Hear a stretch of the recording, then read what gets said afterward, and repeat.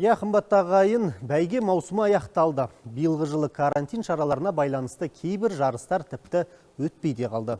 Ал дәл осындай додалар өткенде сюжет немесе мақала жазғанда көбіне бапкер немесе тұлпар жайлы айтылады.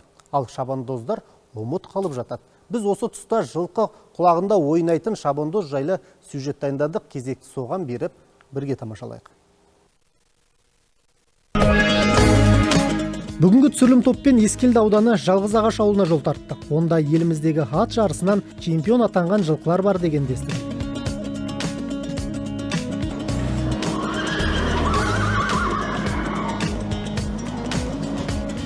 Ат ердің қанаты. Мұндағы қанатты тұлпарлардың бабын келтіріп, үнемі қалыпта ұстау оңай емес. Ол жұмыстың бәрі бас бапкер Марлан Бектановтың мойнында. Құлагерді құлағынан, тай бұрулды тұяғынан тану үшін де қырағылық керек. Сыншылығы өз алдына, ал енді тұлпардың бәйгеде топ жару үшін талай тер төгу қажет. Арғымақтың бабы, шабандоздың бағы асса ғана мәрені бірінші өтеді. Марлан бапкер осы екеуі үшін де аянбай еңбек етіп жүр. Соларға сол кезден бастап айтамын да, сен батырсың, сен мықтысың, психологически сондай постоянно сен өте мықтысың, сенен асқан батыр жоқ деп сөйтіп тәрбиелеп өсіріледі бұл балалар. Сонан кейін бәйгенің алдында мен оларға тек қана мынандай задание беремін де, сен осындай кругта осылай істейсің, осындай жерде осындай істейсің. Осы жерде кішкене атты кішкене көтер. Мынандай жерде кішкене атынды стауын керексің дегендей жерлер болады да.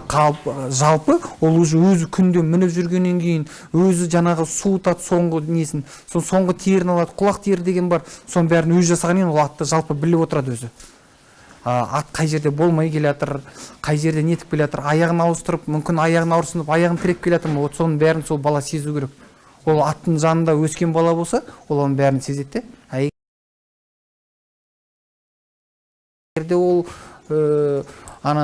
қалада жүріп ойбай міне отырасас шабасас деген жер болса, ол бала атты сезбейді. Бұларда тазағанда болған травмалар көп болады да.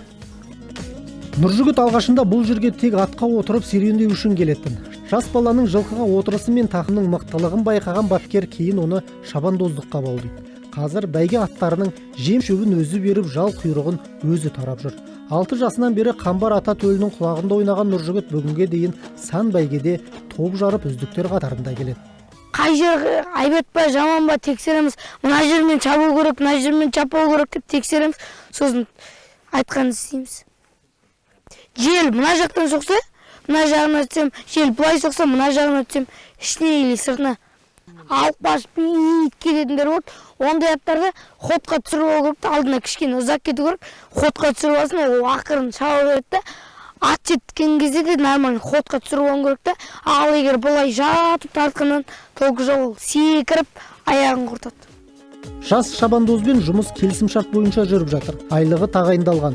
Оның үстіне жүлделі болып жатса, жүлде қорының 25 кейде 50% сыйақы ретінде тағы да ұсынылады. Ал сол додаларда алдына қара салмаған мына жануар Нұржігіт шауып жүрген жүйрік.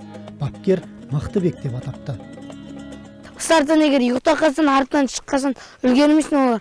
Шаңға атты көп шаңға қалдырсын, аттың дыханиясы өшіп қалады, сосын аттың шаба алмай қалады.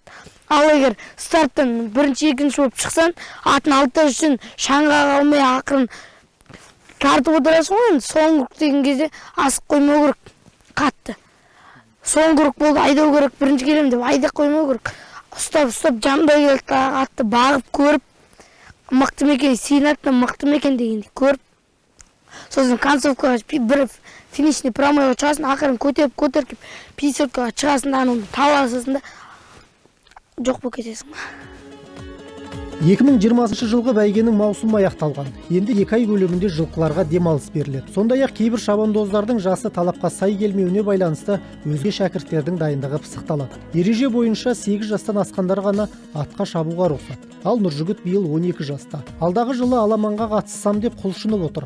Аузымен құс түстеген арғымақтың ауыздығымен алысқан қазақ баласы үлкен бәйгеге дайындығын бастап кетті. Еркебұлан Жақыбай, Бекзат Қажымұқан, Таңжарық бағдарламасы.